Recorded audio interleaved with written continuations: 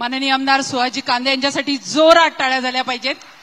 आणि यानंतर लगेचच आपल्या महायुतीच्या अधिकृत उमेदवार डॉक्टर भारतीताई प्रवीण पवार, ज्यांनी दिंडोरीच्या सर्वांगीण विकासाचा ध्यास घेतला आहे, केंद्रीय आरोग्य राज्यमंत्री असताना कोरोनासारख्या संकटाचा निर्धाराने सामना करत आपल्या सर्व देशवासियांना आधार दिला, त्या भारतीताईंसाठी जोरात टाळ्या झाल्या पाहिजेत। भारत माता की। आजच्या या कार्यक्रमासाठी उपस्थित आदरणीय महाराष्ट्राचे लाडके उपमुख्यमंत्री देवेंद्र फडणवीसजी, आमच्या भगिनी ताई पंकजाताई मुंडे, माननीय विजूभाऊ चौधरी, खासदार विकासजी महात्मे, आणि ज्यांनी या मतदारसंघामध्ये खऱ्या अर्थाने पाणी प्रश्नावर काम केलं, मनमाडचा प्रश्न कायमचा मार्गी लागला, असे पाणीदार नेते आणि माझे बंधू आमदार सुहासांना कांदे, त्यांनाच खंबीरपणे साथ देत महिलांसाठी सक्षमीकरणाचा नवा पाया रचणाऱ्या आदरणीय बहिणी अंजुमताई कांदे, माझ्या बरोबर मंचावर माननीय प्रतापजी दिगावकर, विजयाताई रहाटकर, अल्ताफ बाबा खान, शंकरराव वाघ, फरहान दादा, बाळाभाऊ कांदे, ज्ञानेश्वर भाऊ कांदे, सुनीलजी पाटील, दादासाहेब जाधव, माजी आमदार राजाभाऊ देशमुख, माजी आमदार संजूभाऊ पवार, संग्रामदादा बच्छाव, राजेशजी कवडे, बबलूदादा पाटील, नितीनजी पांडे, साईनाथजी गिडगे, गणेशजी शिंदे, दत्तराज भाऊ छाजेड, संदीपभाऊ नरवडे, सचिनजी संघवी, जयजी फुलवाणी, मयूरभाऊ बोरसे, सागरभाऊ हिरे, राजेंद्र पवार, सचिनभाऊ दराडे, राजाभाऊ बाबड, राजाभाऊ बनकर, मनीषाताई काकड, जयश्रीताई दौंड, दिलीपजी नरवाडे, सचिनजी शिरूर, कैलासजी आहेर, सर्वच मान्यवर, शिवसेना, भाजप, राष्ट्रवादी, मनसे, रासप, आरपीआयचे सर्व आमचे सहकारी, सर्व पदाधिकारी, सर्व ग्रामस्थ, मी सर्वांचे मनापासून आभार मानते। आणि माझ्या समोर काही मंडळी उन्हात उभी आहेत, त्यांना विनंती करते की कृपया आपण इकडे सावलीत यावं। आजच्या आपल्या या उपस्थितीतून आपलं जनमत पंतप्रधान नरेंद्र मोदीजींच्या पाठीशी ठरलेलं आहे, ही तुमची उपस्थिती आज आम्हाला दिसते। तुमचं मत हे विकासाला आहे, तुमचं मत हे भारताच्या भविष्याला आहे। आणि तुम्ही बघितलंय की जेव्हा सत्तेतले आमदार आणि खासदार लोकप्रतिनिधी म्हणून काम करतात, आता अण्णा इतकं सविस्तर बोलले की मी जास्त काही बोलणार नाही, पण माननीय देवेंद्रजी, माननीय पंकजाताई, मी एवढं मात्र नक्की सांगते की माझ्याकडे 6 विधानसभा मतदारसंघामध्ये माझा हा मोठा भाऊ या भागामध्ये प्रचंड काम उभं करतोय। माझी वाट न बघता या मतदारसंघामध्ये माझ्याही 2 पावलं पुढे आहे। मी अण्णा आपले आभारीच आहे की आपण जो संघर्ष करताय, आपण जो पोटतिडकीने प्रश्न मांडताय, तेही आम्ही बघतो की मुख्यमंत्री महोदय, आदरणीय उपमुख्यमंत्री महोदय यांच्याशी तुम्ही इथे निधी आणण्यासाठी सातत्याने या जनतेचा आवाज पोहोचवण्यासाठी पुढाकार घेतात। नक्कीच त्या माध्यमातून अनेक कामं मार्गी लागली आहे।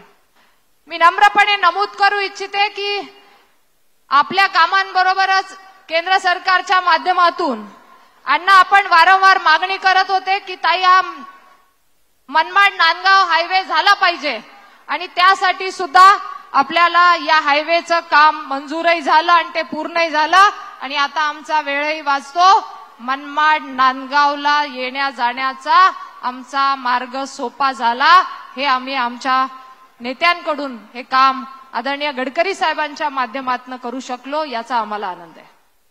रुर्बन सारखी योजना केंद्र राज्य सरकारने दिली, त्या माध्यमातून 10 गावांना क्लस्टरच्या माध्यमातून जवळपास 70 कोटींचा निधी दिला, वेगवेगळ्या योजना राबवल्या, ज्यामध्ये शाळा असतील, दवाखाने असतील, कांदा चाळी असतील, विहिरींचे अनुदान असतील, अशा मूलभूत सुविधा निर्माण करण्यासाठी ही मदत झाली। अमृत योजनेच्या अंतर्गत मनमाड हे आमचं सगळ्यात मोठं स्टेशन आहे, जंक्शन आहे, यासाठी सुद्धा अमृत स्टेशनच्या माध्यमातून या स्टेशनला नूतनीकरणासाठी सरकारने 40 कोटींचा निधी मंजूर केलाय. त्याचंही काम सुरू झालेलं आहे. पहिल्यांदा एवढ्या मोठ्या प्रमाणात हा निधी इथे उपलब्ध झाला. त्याचबरोबर नांदगाव रेल्वे स्टेशनला सुद्धा 10 कोटींचा निधी मंजूर झालाय. आपण सगळ्यांनी एकदा अण्णांसाठी टाळ्या वाजू की पाणी पुरवठा योजनेचं काम मात्र त्यांनी हाती घेतलं, शब्द दिला, खरा केला आणि ते काम पूर्णत्वास जात आहे.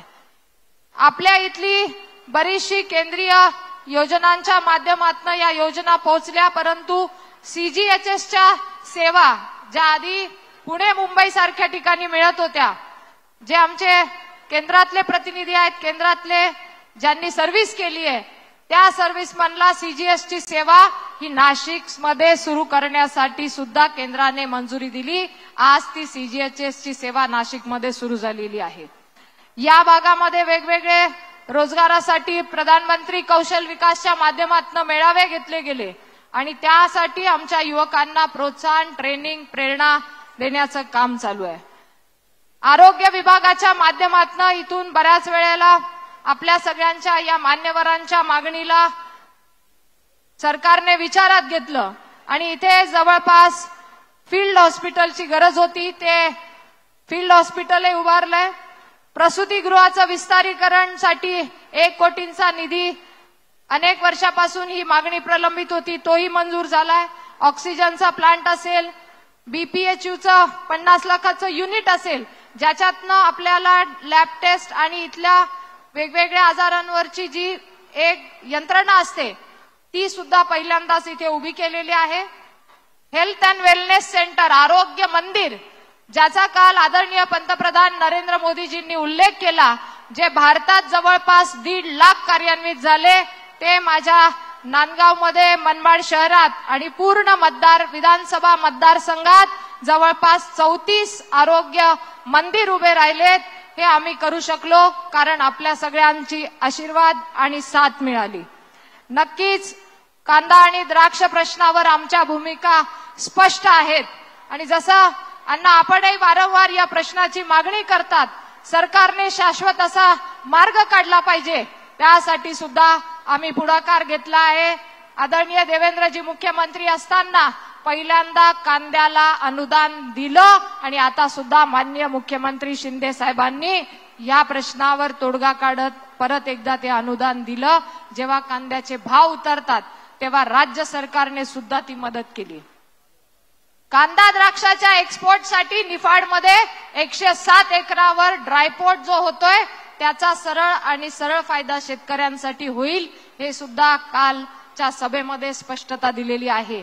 मी एवढंच सांगते की सरकार हक्काचं असलं तर अनेक कामं मार्गी लागतात. कोरोनाच्या संकट काळामध्ये सुद्धा सरकारच्या माध्यमातून आपल्यापर्यंत व्हॅक्सिनची व्यवस्था, औषधांची व्यवस्था, व्हेंटिलेटरची व्यवस्था पोहोचवण्याची केंद्र सरकारने पुरेपूर काळजी घेतली, कारण एक खंबीर नेतृत्व देशासाठी रात्रंदिवस पंतप्रधान मोदीजींच्या माध्यमातून लक्ष देऊन काम करत होतं आणि म्हणून हे सर्व शक्य झालं. मी एवढंच सांगते की हो, ही महत्वाची निवडणूक, ही लोकसभेची निवडणूक, ही निवडणूक देशाची आहे.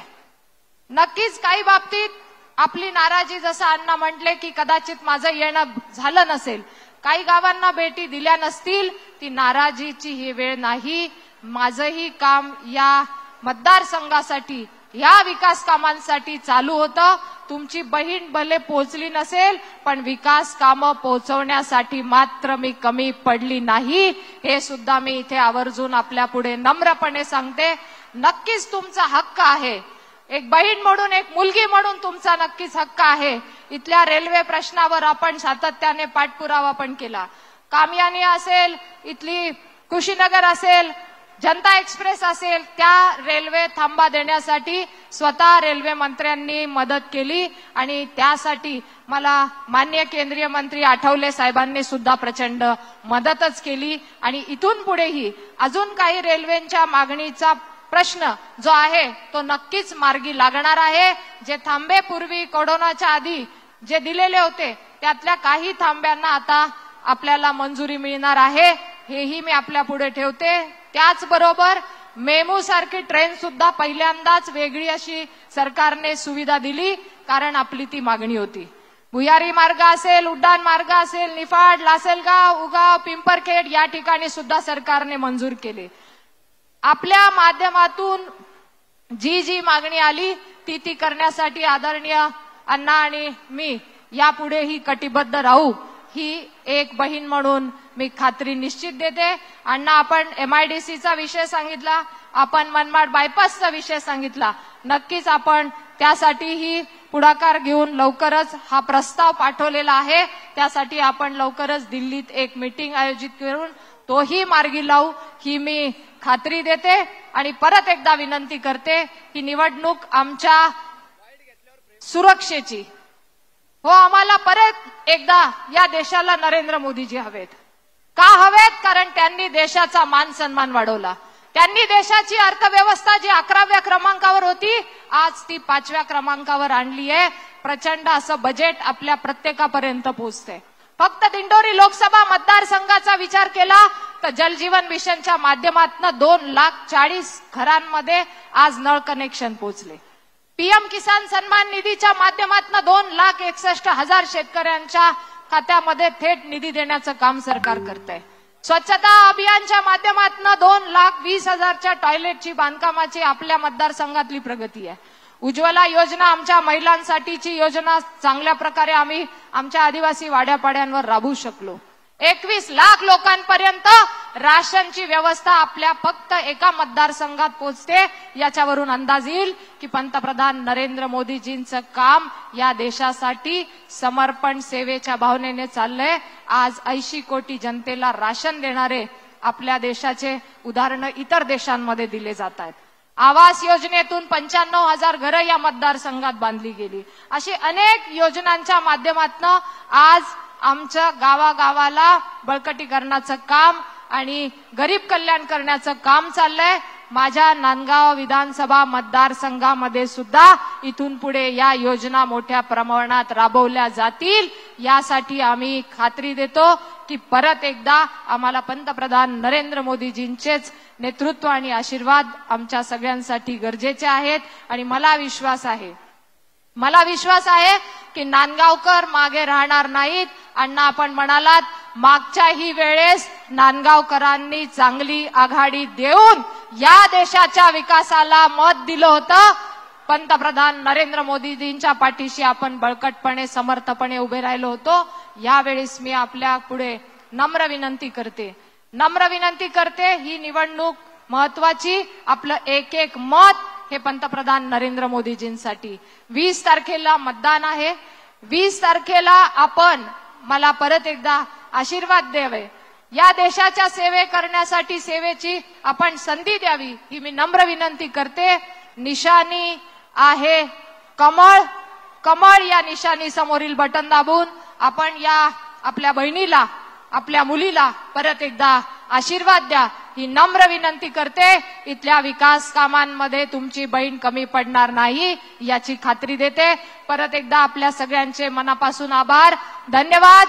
जय हिंद, जय महाराष्ट्र, जय भारत. धन्यवाद ताई.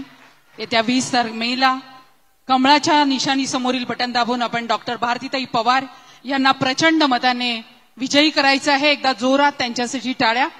यानंतर आवर्जून उपस्थित माझी ग्रामविकास आणि महिला बालविकास मंत्री माननीय आमच्या पंकजाताई मुंडे, आपले पिताश्री आदरणीय मुंडे साहेब यांच्याकडून घेतलेला सामाजिक क्षेत्राचा वारसा तसाच पुढे नेत महाराष्ट्रभर काम करणाऱ्या पंकजाताईंसाठी जोरात टाळ्या झाल्या पाहिजेत.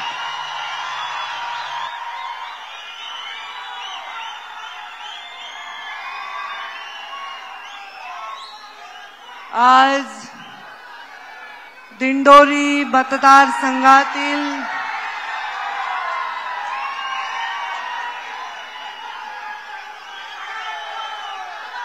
माझी निवडणूक नाहीये,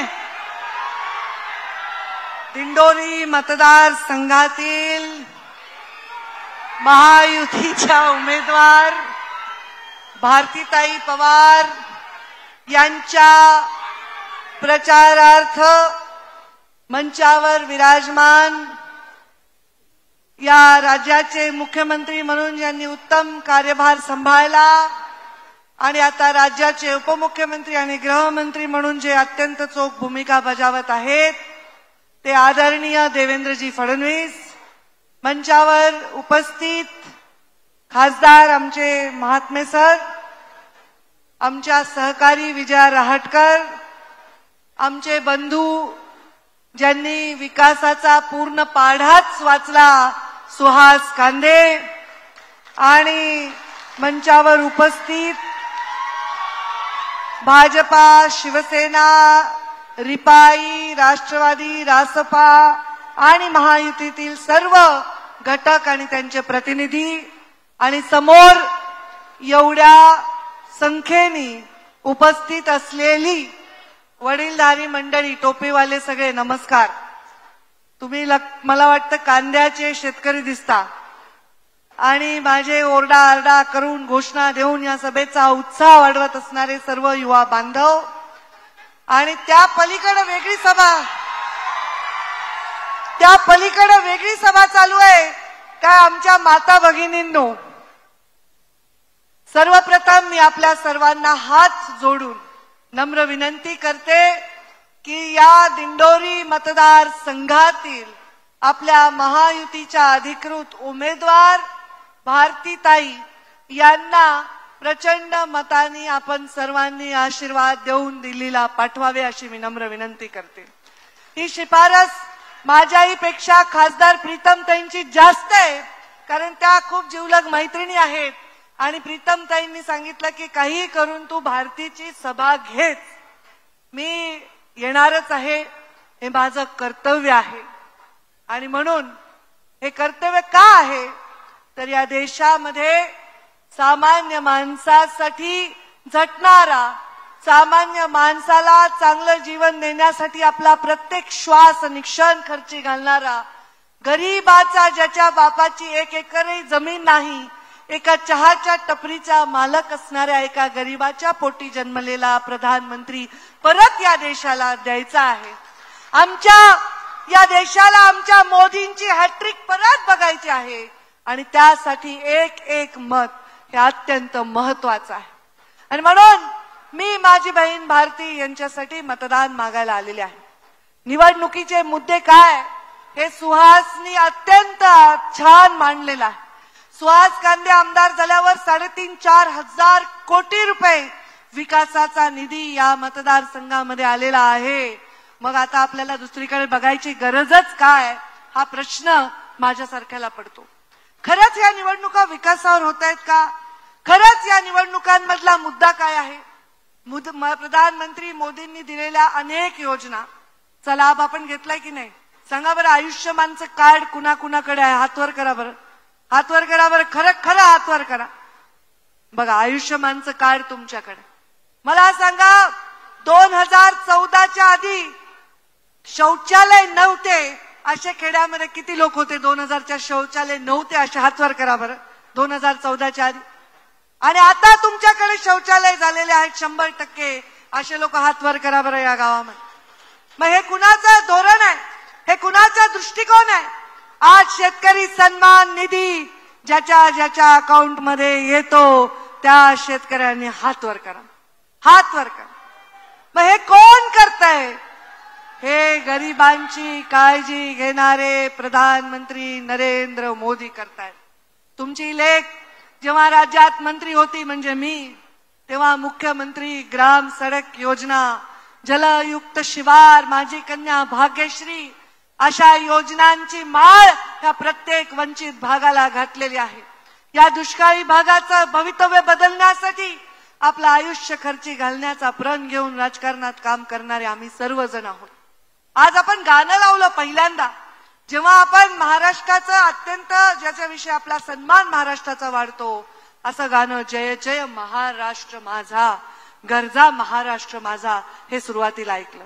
मला सांगा, हा महाराष्ट्र गर्जना जेव्हा करेल तेव्हा एखाद्या वंचितांची, पीडितांचा आवाज त्याच्यात मिसळला नाही तर त्या गर्जनेला अर्थ आहे का? सर्व जाती धर्मांना सोबत घेऊन ही महाराष्ट्राची पुरोगामी विचारांची गर्जना जेव्हा आपल्या महाराष्ट्रातून जाईल तेव्हा प्रधानमंत्री नरेंद्र मोदी होऊन या महाराष्ट्राच्या विकासाला मोठी नवी दिशा दिल्याशिवाय राहणार नाही. आणि त्यांनी ती दिलेली आहे. शिवरायांनी स्वराज्याची स्थापना करण्याचा निर्णय घेतला. किती वय होतं त्यांचं? आज आपले पोरं घोषणा देत आहेत, काही लोक सिनेमाला जात आहेत, काही लोक पानटपरीवर उभा राहून पुढे चोळतात, असे सुद्धा वय असतात लहान लहान मुलाचे. परंतु 16व्या वर्षी आपलं कोवळं लेकरू स्वराज्याच्या स्थापनेसाठी देणारी जिजाऊ माता धन्य आहे आणि ते शिवराया धन्य आहे. मला सांगा, एकट्या शिवरायांनी स्वराज्य स्थापनेची शपथ घेतली का? त्यांच्यावर सर्व बावळे आले, सर्व जाती धर्माचे लोक आले आणि त्यांची मोठ बांधून त्यांनी शपथ घेतली स्वराज्य स्थापनेची. ती स्वराज्य स्थापनेची शपथ पूर्ण त्यांनी त्यावेळी केली. पण आता त्या छत्रपती शिवरायांचं आपण नाव घेतो, पण स्वराज्य स्थापना सर्व मावळ्यांनी मिळून, सर्व जातीच्या बारीक बारीक बारीक घटकांनी मिळून स्वराज्य स्थापनेसाठी स्वतःच्या जीवाचं बलिदान केलंय. हे कुठेतरी आत्ताचे महाराष्ट्राचे नेते काही विसरायला लागलेले आहेत आणि त्यांच्याकडे मुद्दे नाहीत. मोदींना थांबवण्याचा कुठलाही मुद्दा नसल्यामुळे ते जाती आणि धर्माच्या भिंती बांधण्याचं काम करतायत.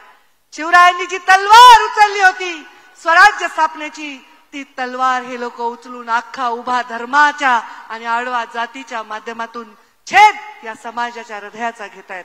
हे होऊ दिलं नाही पाहिजे, ही माझी विनंती आहे. मी लढले. बीड जिल्ह्याची निवडणूक आत्ताच पार पडलेली आहे. या बीड जिल्ह्याची निवडणूक मी कशी लढले तुम्ही सर्वांनी पाहिलेलं आहे. पाहिले की नाही? पाहिले की नाही? एक महिला, एक सामान्य मागासवर्गीय समाजात जन्मलेली एक महिला मोठी होत असेल तर तिच्या मागे उभा राहण्याचा संस्कार गोपीनाथ मुंडे साहेबांनी केलेत की नाही? मग माझ्या भारतीताईच्या मागे तुम्ही सर्व उभे राहणार का नाही? माझी चिंता करायचं कारण नाही. अफवांवर विश्वास ठेवू नका. कारण कुठल्याही माझ्या मागे लागणाऱ्या पालुपदावर नेतृत्व असतं तर 5 वर्ष घरी बसून सुद्धा एवढ्या टाळ्यांनी आणि एवढ्या प्रेमाने तुम्ही माझं स्वागत केलं. नेतृत्व हे मंत्रीपदासाठी, खासदार आमदार पदासाठी नसून वंचितांच्या सेवेसाठी आहे. तुम्ही भारतीताईंना मतदान करा. त्यांच्याकडून सेवा करून घ्यायची जबाबदारी आपल्या ताईकडे द्या. त्या या भागामध्ये भारतीताई महिन्याला येतील, संपर्क ठेवतील आणि जीव लावतील तुम्हाला सुद्धा. हे वचन त्यांच्याकडून मी तुम्हा सर्वांना देते. आता आहे अडचण. एक तराजू जर घ्या, तराजूमध्ये एका बाजूला सगळ्यात चांगल्या योजना ठेवा मोदी साहेबांच्या आणि एका बाजूला नाराजीचे मुद्दे ठेवा. मला खरं सांगा, कोणता तराजू जोड होईल? चांगल्या कामांचा तराजू जोड होईल का नाही होणार? होईल. परंतु आता आहे काही अडचणी. कांद्याच्या शेतकऱ्यांचा विषय आहे, गंभीर आहे. सोयाबीनचा आमच्याकडे विषय गंभीर आहे. शेतकऱ्यांच्या या विषयावर कायमस्वरूपी मार्ग काढण्याची गरज आहे. शेतकऱ्यांच्या आत्महत्या रोखायच्या असतील, कर्जमाफीचे परत प्रयोग करायचे नसतील तर शेतकऱ्याच्या पिकाला, त्याच्या घामाला भाव हवा, ही त्यांची मागणी रास्त आहे. आणि मला विश्वास आहे स्वतः देवेंद्रजी फडणवीस हस्तक्षेप करून, प्रधानमंत्री नरेंद्र मोदींकडून कायमस्वरूपी माझ्या शेतकऱ्याला कुणासमोरच हात पसरायला लागणार नाही, अशा प्रकारचं धोरण या शेतकऱ्यांच्या भविष्यासाठी घेतल्याशिवाय राहणार नाही. जेवढे पैसे आपण आत्महत्याग्रस्त शेतकऱ्यांना पैसे खर्च करतो, जेवढे पैसे आपण अनुदानासाठी देतो, जेवढे पैसे आपण कर्जमाफीसाठी देतो, त्या पैशांचा जर हिशोब केला तर त्याच्यापैकी 25% जरी खर्च केले तर यांना योग्य भाव दिला तर हा शेतकरी परत कधीही आपल्याला मतदान मागायला या म्हणणार नाही. आणि हे धोरण नक्कीच प्रधानमंत्री करतील, हा मला विश्वास आहे. आपण रामराज्य पाहिलं, श्रीरामाची प्राण प्रतिष्ठापना सगळ्यांनी पाहिली की नाही? पाहिली की नाही? अयोध्येमध्ये प्रभू श्रीरामाची प्राण प्रतिष्ठापना आपण सगळ्यांनी पाहिली. 5-5.5 वर्षाखाली एक रामराज्य होतं, ज्या रामराज्यामध्ये सर्वांना एकच न्याय होता. एक पत्नी, एक वचनी, एक बाणी. प्रभू रामाने असा आदर्श घालून घेतला की 5,500 वर्ष झाले तरी रामाचं नाव घेतलं तरी अंगावर शहारे उभे राहतात, अभिमानाने छाती फुगते. असं रामाचं नाव आहे. तसंच माझ्या छत्रपती शिवरायांनी त्यानंतर जे राज्य केलं ते छत्रपती शिवरायांनी राम राज्य अनुभवण्यासाठी दिलं. आणि आताच मला वाटतं प्रधानमंत्री नरेंद्र मोदींच्या नेतृत्वाखाली वंचितांची, गरिबांची आज जी बाजू त्यांनी घेतली आहे त्या रामाची, त्या शिवरायांची आठवण झाल्याशिवाय राहत नाही. आज आपल्याला त्यांच्या पाठीमागे आपली सर्वांची शक्ती उभी करायची आहे. प्रत्येक मत जे हात वर करणारे प्रधानमंत्र्यांसाठी ते मत उभं करायचं आहे आणि ते मत उभं करण्यासाठी आपण सर्व सक्षम आहात. तर मग समोरचे विरोधक काय करतायत? बुद्धिभेद. समोरचे विरोधक काय करतायत? आपल्याला भूल तापा. अरे बापरे, मोदी से डरो, मुसलमानांना सांगतात मोदी से डरो. अरे कशामुळे डरो? 10 वर्षामध्ये कोणत्या मुसलमानाच्या केसाच्या धक्का जरी लागला असेल तर तुम्ही मोदीला मत देऊ नका. पण त्या मुसलमानांना बळकटीकरण करण्यासाठी काम नाही केलं. घरकुलाच्या योजना मुसलमानांपर्यंत पोहोचल्या नाही, पगार मुसलमानांपर्यंत पोहोचली नाही, जो शेतकरी मुसलमान आहे त्याच्याकडे सन्मान योजना पोहोचली नाही, आयुष्यमान कार्ड मुसलमानांना नाही दिलं. मग काय नाही दिलं? काय भेद केला? पण केवळ आणि केवळ मतांचं राजकारण करण्यासाठी भारतीय जनता पार्टीपासून मुस्लिमांना दूर करण्यासाठी भीती घालतायत. कायद्यांची भीती. असल्या कुठल्याही कायद्याला बळी पडायचं काही कारण नाही. तुम्ही कुठले बॉर्डरवरचे आहेत का? तुमचे बाप, दादा, परदादा इथेच राहिलेत. तुमच्या केसाला धक्का लागणार नाही याचा विश्वास तुमच्या मनामध्ये असला पाहिजे. आणि हा विश्वास मी तुम्हाला देते, हा विश्वास देवेंद्रजी तुम्हाला देतात, हा विश्वास मोदीजी देखील तुम्हाला देतील. पण एकाच्या तोंडचं काढून दुसऱ्याच्या तोंडाला घालायचं हे अन्याय कोणीही सहन करू शकणार नाही. त्यामुळे कोणत्याही वाक्याचा अनर्थ केला जातो. आज माझ्या दलित बांधवांना सांगितलं जातं, माझ्या मागासवर्गीय बांधवांना सांगितलं जातं की महामानव डॉक्टर बाबासाहेब आंबेडकरांनी जे संविधान बनवलंय ते संविधान संपुष्टात मोदी आणतील. हे शक्य आहे का? ज्या महामानवांनी हे संविधान दिलंय त्या संविधानामधला एक शब्द देखील बदलण्याची मानसिकता मोदींची नाही. उलट ते संविधान अजून दृढ करायचं. एसटी यांना मिळालेलं आरक्षण सुरक्षित ठेवायची त्यांची भावना आहे. आणि त्याच्यामुळे महामानवांना, ज्यांना एक निवडणूक ज्यांनी जिंकू दिले नाही, त्यांनी महामानवाच्या घटनेची काळजी करायची गरज नाही. त्या घटनेची काळजी करण्यासाठी आम्ही सक्षम आहोत आणि त्या घटनेचा प्रत्येक शब्द आम्ही रोज जगतो आहोत. प्रत्येक शब्द आम्ही जगून आमच्या नागरिकांपर्यंत विकास पोहोचवत आहोत. हो, संघर्ष कुणाच्या वाट्याला येत नाही. आला मुंडे साहेबांच्या वाट्याला संघर्ष आला नाही का? काट्यांच्या रस्त्यावर चालून मुंडे साहेबांनी आपलं आयुष्य घालवलं.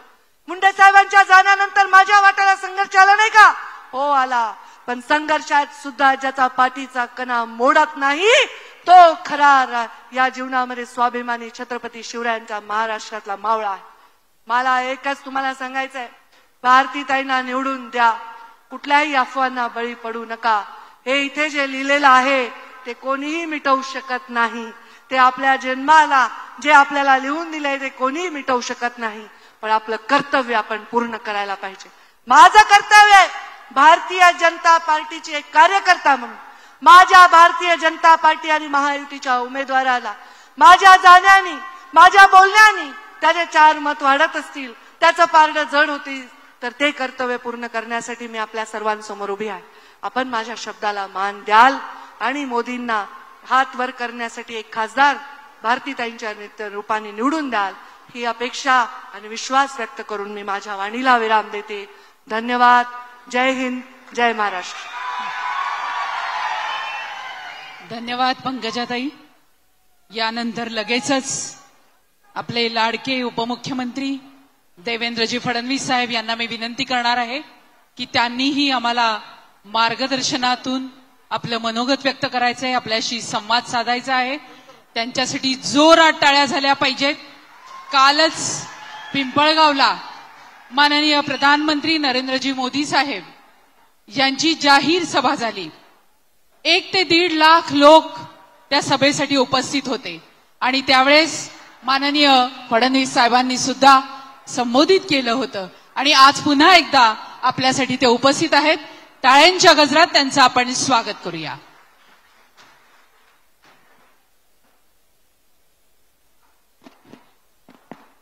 भारत माता की, भारत माता की, छत्रपती शिवाजी महाराज की, धर्मवीर छत्रपती संभाजी महाराज की, जय भवानी, जय श्रीराम. हिंदवी स्वराज्याचे सरसंस्थापक छत्रपती शिवरायांना मानाचा मुजरा करतो. भारतीय राज्यघटनेचे शिल्पकार भारतरत्न डॉक्टर बाबासाहेब आंबेडकर यांना मानवंदना अर्पित करतो.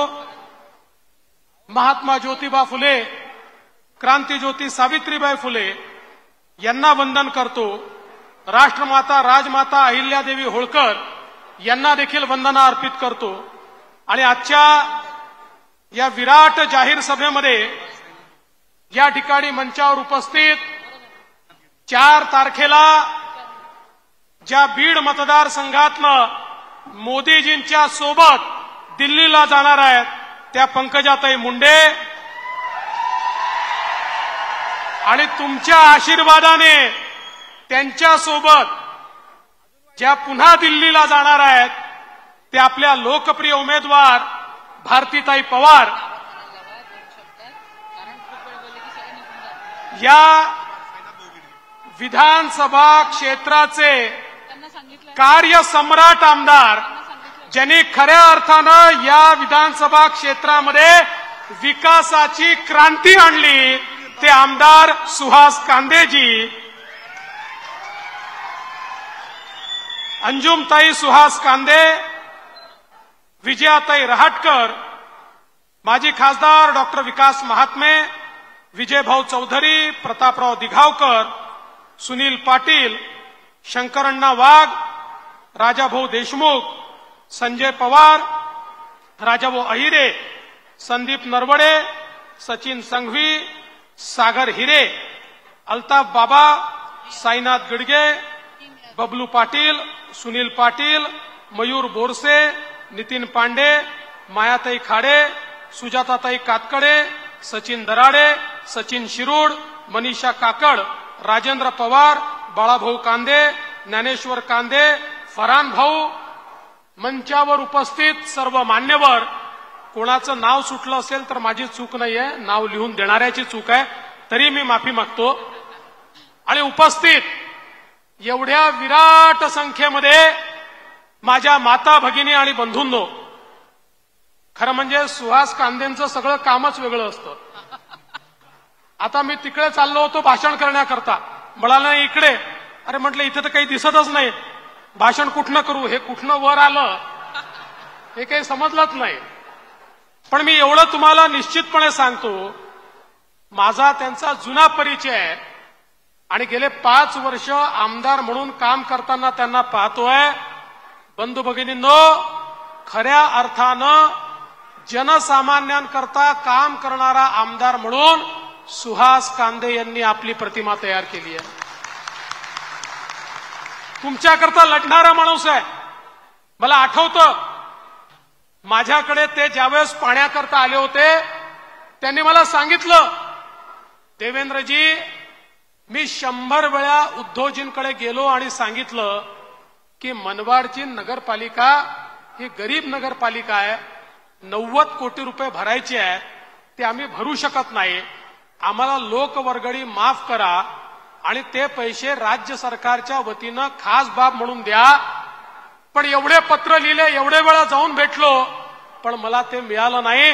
मी म्हटलं सुहासजी चिंता करू नका, आता शिंदे साहेबांच्या नेतृत्वात तुमचं सरकार आलंय आणि एका झटक्यात आम्ही त्या ठिकाणी ते पैसे मंजूर केले. आणि मला विश्वास आहे 10% काम बाकी आहे, त्या 10%चं काम झाल्यानंतर सुहास कांदेंच्या नेतृत्वामध्ये मनमाड शहर हे तिथला दुष्काळ हा इतिहास असेल आणि रोज प्रत्येकाच्या घरात मुबलक पाणी या मनमाड शहरामध्ये आलेला आपल्याला निश्चितपणे पाहायला मिळेल. आणि म्हणून मी त्यांचं अभिनंदन करतो. नांदगावची योजना असेल, 78 गावाची योजना असेल, सगळ्या योजना मिळून 3,500 कोटी रुपये या ठिकाणी सुहास कांदेंनी आणले. आणि जसं स्टेडियम हे मोठ्या मोठ्या शहरांमध्ये नाही, असं 35 कोटी रुपयाचं स्टेडियम या मनमाडमध्ये बांधण्याचं काम त्यांच्या माध्यमातून होत आहे. म्हणून मी खरोखर सुहासजी तुमचं देखील अतिशय मनपूर्वक अभिनंदन करतो. आणि तुम्ही अपेक्षा व्यक्त केली आहे, MIDC तर आली, पण उद्योगही आला पाहिजे. सुहासजी, मागच्याही वेळेस सर्वात चांगला लीड मनमाडनी दिलाय. याही वेळेस मला विश्वास आहे भारतीताईंना सर्वात जास्त लीड मनमाडच देणार आहे. आणि एकदा तुम्ही लीड दिली की या ठिकाणी उद्योग आणण्याची जबाबदारी माझी आहे. तुमच्या खांद्याला खांदा लावून या MIDC मध्ये उद्योगही आणू. आणि यासोबत या ठिकाणी गिरणा धरणातून, पांजण डाव्या कालव्यातून पाण्याची मागणी आहे, माळमाथ्यावरच्या पाण्याची मागणी आहे. या सगळ्या मागण्या तुम्हाला माहिती आहे. तुम्ही जेव्हाही माझ्याकडे किंवा शिंदे साहेबांकडे येता कधीच रिकाम्या हाताने जात नाही. आम्ही तुमच्याकरता बेरर चेक सारखे आहोत. तुम्ही थेट त्याच्यावर स्वतःचं नाव लिहू शकता. त्यामुळे या ज्या गोष्टी तुम्ही या ठिकाणी मागणी केल्या आहेत, मी तुम्हाला सांगतो 20 तारखेला निवडणूक होऊ द्या, 21 तारखेला मीटिंग लावतो आणि एका आठवड्यामध्ये या सगळ्या तुमच्या गोष्टी या ठिकाणी निकाली काढून देतो. आपल्याला एवढंच करून थांबायचं नाहीये.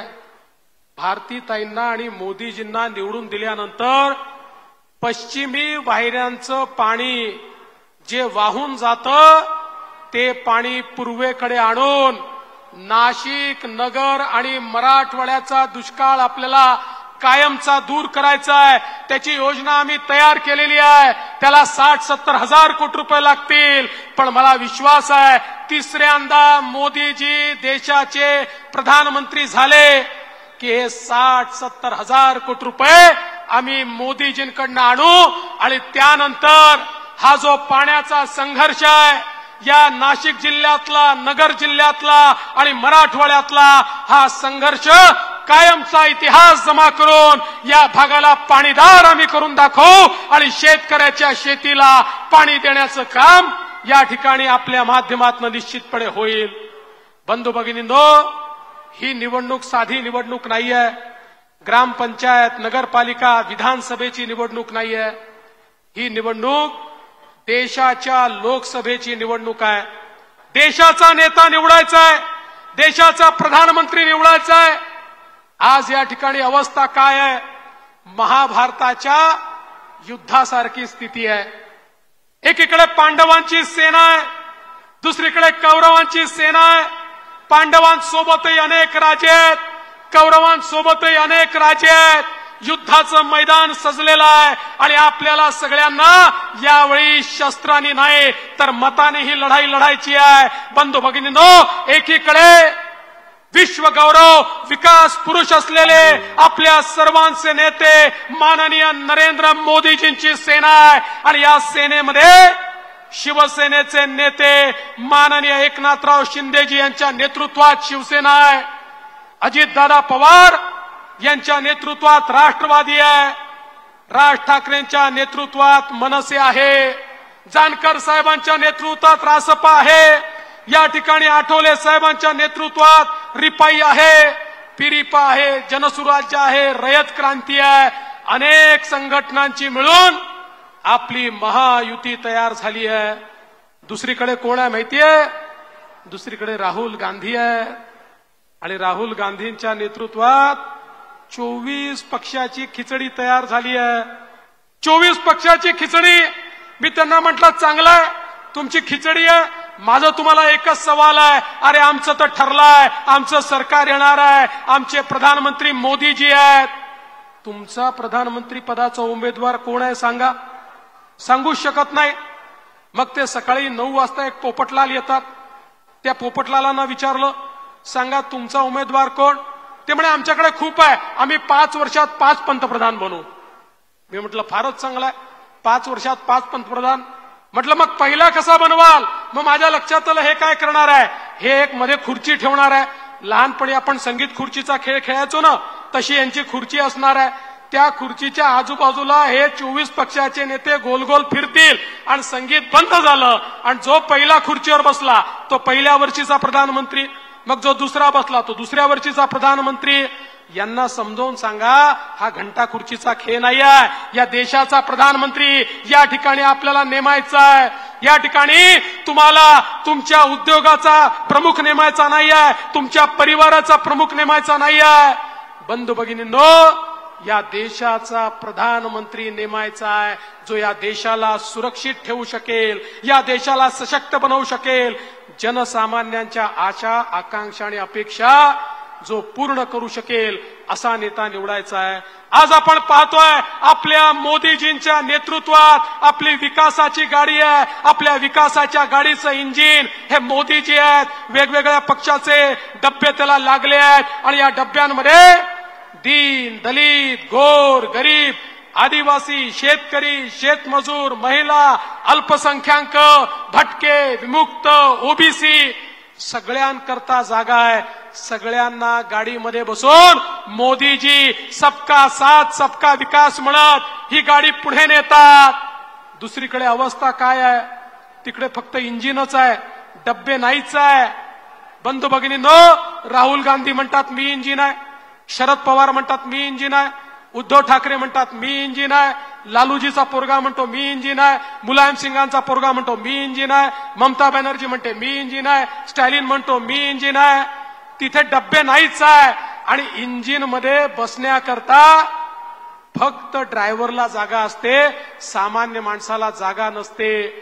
आपण बघितलं असेल राहुल गांधींच्या इंजिन मध्ये फक्त सोनिया गांधी आणि प्रियंका गांधी करता जागा आहे. उद्धव ठाकरेंच्या इंजिन मध्ये फक्त आदित्य ठाकरेंकरता जागा आहे आणि माननीय पवार साहेबांच्या इंजिन मध्ये फक्त सुप्रियाताईंकरता जागा आहे. तुमच्या करता जागा फक्त मोदीजींच्या इंजिन मध्ये आहे. त्यामुळे ज्या क्षणी तुम्ही भारतीताईंच्या कमळाचं बटन दाबाल त्या क्षणी दिंडोरी मतदारसंघाची बोगी थेट मोदीजींच्या इंजिनला लागेल आणि विकासापासनं आपल्याला कोणीही वंचित ठेवू शकणार नाही. बंधू भगिनींनो, 10 वर्षामध्ये मोदीजींनी या देशामध्ये चमत्कार केला. 10 वर्षामध्ये मोदीजींनी आपल्या सगळ्यांना कल्पना आहे की या ठिकाणी 25 कोटी लोकांना गरिबीच्या बाहेर काढलं, 20 कोटी लोकांना कच्च्या घरातनं पक्क्या घरामध्ये आणलं, 50 कोटी लोकांच्या घरी गॅस दिला, 55 कोटी लोकांना शौचालय दिलं, 60 कोटी लोक असे आहेत ज्यांच्या घरच्या आया भगिनी पाण्याकरता हंडा घेऊन नदीवर जायच्या, विहिरीवर जायच्या. अशा 60 कोटी लोकांकडे पिण्याच्या पाण्याचा नळ मोदीजींनी पोचवला. 80 कोटी लोकांना रोज 2 वेळचं रेशन हे मोफत देण्याचं काम मोदीजींनी केलं. आपल्या महाराष्ट्रातही 7 कोटी लोक असे आहेत ज्यांना रोज मोफत रेशन हे मोदीजींच्या माध्यमातून मिळतं. 64 कोटी लोकांना 10 लाखापर्यंतचं मुद्राचं कर्ज हे मोदीजींनी बिना तारण आणि बिना गॅरेंटरचं दिलं आणि आता 20 लाखाचं कर्ज मिळणार आहे. आणि या देशामध्ये 80 लाख बचत गट तयार केले आणि त्यांना 8 लाख कोटी रुपये दिले. या माध्यमातून 10 कोटी महिलांना मोदीजींनी रोजगार दिला. त्यातल्या 3 कोटी महिला आता या ठिकाणी लखपती दीदी होत आहेत, लखपती होत आहेत आणि पूर्ण 10 कोटी महिलांना लखपती करण्याचं काम हे मोदीजींच्या माध्यमातून या ठिकाणी होणार आहे. बंधू भगिनींनो, एवढंच नाही, आता मोदीजींनी सूर्यघर सारखी योजना आणली आहे. ज्या योजनेच्या अंतर्गत मोदीजींनी सांगितलंय 1 कोटी लोकांनी ऑलरेडी अप्लाय केलाय. आता प्रत्येकाच्या घरावर मोदीजी सोलर लावणार आहेत आणि त्या सोलरच्या माध्यमातून 300 युनिट पर्यंतची वीज ही प्रत्येकाला मोफत मिळणार आहे. आणि अधिकची वीज तयार केली तर एमएसईबी ती वीज विकत घेणार आहे. त्याचे पैसे देखील त्या घरच्या व्यक्तीला मिळणार आहेत. अशा प्रकारे गरिबाचा विचार हा मोदीजींनी केला. आज शेतकऱ्यांकरता शेतकरी सन्मान निधी असेल, नॅनो युरिया असेल, शेतमालावर प्रक्रियेचे उद्योग असतील, मोठ्या प्रमाणात मोदीजींनी दिले. आणि कांद्यासारखा प्रश्न निर्माण झाल्यानंतर त्याच्यावर परमनंट सोल्युशन काढण्याकरता आता त्या ठिकाणी मोदीजींच्या नेतृत्वात आम्ही प्रयत्न सुरू केला आहे. मला विश्वास आहे येत्या काळामध्ये एक परमनंट अशा प्रकारचं सोल्युशन कांद्याच्या प्रश्नावर आम्ही काढू आणि कांद्याच्या शेतकऱ्याला देखील मदत करण्याचं काम या ठिकाणी मोदी सरकारच्या माध्यमातून होणार आहे. बंधू भगिनींनो, आताच सुहास कांदे सांगत होते मनमाडला बायपास रोडची आवश्यकता आहे. काळजी करू नका सुहासजी, मोदी साहेबांनी आपल्याला रस्त्यांकरता इतका निधी दिलाय, तुम्ही केवळ प्रस्ताव घेऊन या. मी तुम्हाला शब्द देतो, या मनमाडला बायपास हा मोदी साहेबांकडनं आणि पीडब्ल्यूडी मधनं या ठिकाणी मिळेल. याचं कारण पूर्वी केवळ वर्षाला रस्ते असतील, पूल असतील, रेल्वे असेल 1 लाख कोटी रुपये खर्च व्हायचे. मोदीजी वर्षाला 13 लाख कोटी रुपये खर्च करतात. आणि म्हणून आज आपण पाहू शकतो आजूबाजूला हायवे तयार झाले, आपण समृद्धीसारखा महामार्ग तयार केला, अगदी आपल्या रेल्वेला. कारण मनमाड रेल्वेच्या नावानं ओळखलं जातं. रेल्वेचं एक मध्यवर्ती अशा प्रकारचं ठिकाण हे मनमाड या ठिकाणी आहे. एकीकडे इंदोर मनमाड ब्रॉडगेजला 22,000 कोटी रुपये या ठिकाणी मोदीजींनी दिले आणि इंदोरमध्ये रेल्वेच्या सुविधा वाढवण्याकरता आपल्या स्टेशनलाही 300 कोटी रुपये हे मोदीजींच्या माध्यमातून या ठिकाणी मिळाले. आणि म्हणून विकास करणारे मोदीजी आहेत, जनसामान्यांचं त्या ठिकाणी दुःख समजणारे मोदीजी आहेत, आपल्या भारताला मजबूत करणारे मोदीजी आहेत. बंधू भगिनींनो, आठवा तो कोविडचा काळ, ज्या काळामध्ये आपल्या नातेवाईकांना देखील आपल्याला ओळख दाखवता येत नव्हती. किड्या मुंग्यासारखे लोक मरत होते. आपलं उद्या काय होईल सगळ्यांच्या समोर प्रश्नचिन्ह होतं.